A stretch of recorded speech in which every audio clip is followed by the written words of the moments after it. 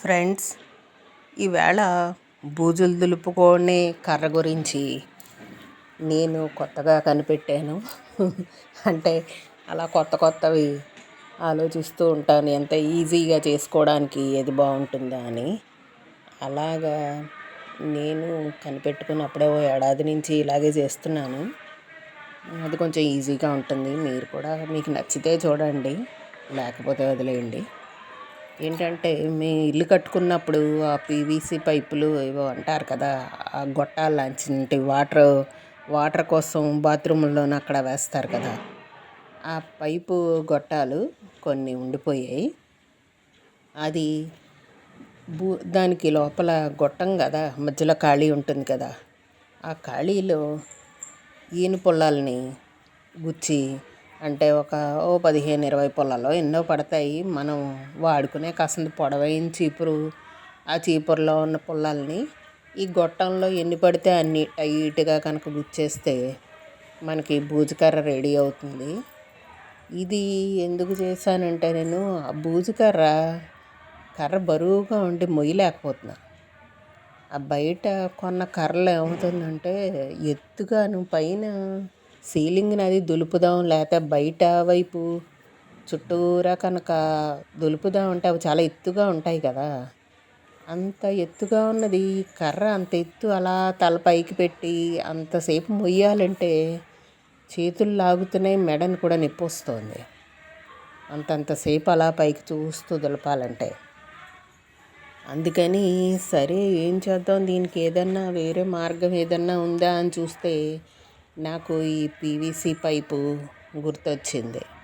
సరే ఇది ఎలాగూ ఉంది కదా, చూద్దామని చెప్పేసని దాంట్లోనూ పట్టినన్ని పుల్లలు, ఎన్ని పుల్లలు మన చీపురులో ఇంట్లో వాడుకునే చీపురే, కొత్త చీపురు అనుకోండి పొడుగ్గా ఉంటాయి కదా పుల్లలు, ఆ చీపురులో పుల్లలు తీసి దీంట్లో పట్టినన్ని పుల్లలు సరిపడినన్ని పెట్టేసి నొక్కేస్తే టైట్గా ఉంటాయి. ఇంకా వాటిని కట్టడం కూడా అక్కర్లేదు. టైట్గా అయ్యేదాకా పుల్లలను గుచ్చేయడమే. గుచ్చేస్తే లోపలికి వెళ్ళిపోకూడదు, కొంచెం ఒక జాండ్ లోపలికి వెళ్ళేలాగా అలా గుచ్చితే సరిపోతుంది. టైట్గా గుచ్చేస్తే ఇంకా కదులుతున్నాయి అనుకోండి, ఇంకొక పుల్ల 2 పుల్ల గుచ్చేస్తే టైట్గా అయిపోతాయి. అలాగా టైట్గా గుచ్చేసేసి దాన్ని పెట్టుకుంటే మామూలుగా బయట కొన్న కర్ర కంటే ఇది తేలిగ్గా ఉంటుంది. ఈ పీవీసీ పైపు పొడుగ్గా ఉండదు. మనకి ఎంత పొడుగు కావాలంటే అంత పొడుగు గొట్టం మనం కావాలంటే కొనుక్కోవచ్చు. లేదంటే కనుక మన ఇంట్లో ఉంటే గొడవే లేదు. మనం ఇల్లు కట్టుకునేటప్పుడు, ఏదో పనులు చేయించుకునేటప్పుడు ఎలాగో గొట్టాలు వాళ్ళు పెద్ద పెద్ద గొట్టాలు కొనిపించేస్తారు, ఆ పక్కన బారేస్తారు. అందుకని వాటిల్లో గుచ్చుకొని అది బూజులు దులుపుకోవడానికి చాలా బాగుంది. అది కాకుండా ఇంకో విషయం ఏంటంటే, నేను ఇదివరకు అది ఆ బూజుకర్ర గోడకేసి రాసేదాన్ని. ఆ పైన బూజులు దులపడం కోసం ఎక్కడ బూజులు ఉంటే అక్కడ బూజుకర్ర పెట్టి దాన్ని ఆ పై గోడకి నొక్కి పట్టి రుద్దితే బూజులు ఊడొస్తాయి అనే ఉద్దేశంతో తెలియక అలాగ నొక్కి పట్టి రుద్దేసరికి ఏమయ్యేది, బూజు కాస్త పైన అతుక్కుపోయి నల్లగా మచ్చలుగాను అలాగా అది మళ్ళీ ఊడి రావడానికి చాలా కష్టమయ్యేది. ఒక్కొక్కసారి ఊడొచ్చేది కూడా కాదు.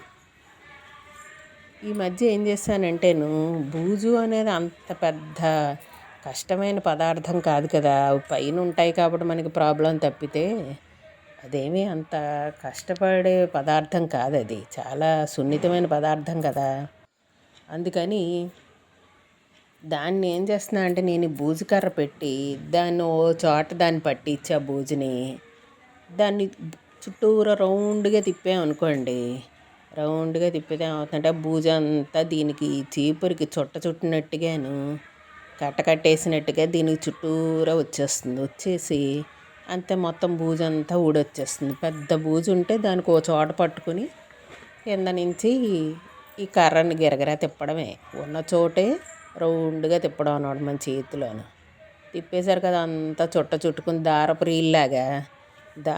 రీల్కి దారం ఎలా చుట్టుకుంటుందో అలాగా చుట్టుకుని మొత్తం బూజంతా వచ్చేస్తుంది. అది అప్పుడు పైన కూడా ఇంకా అతుక్కోదు.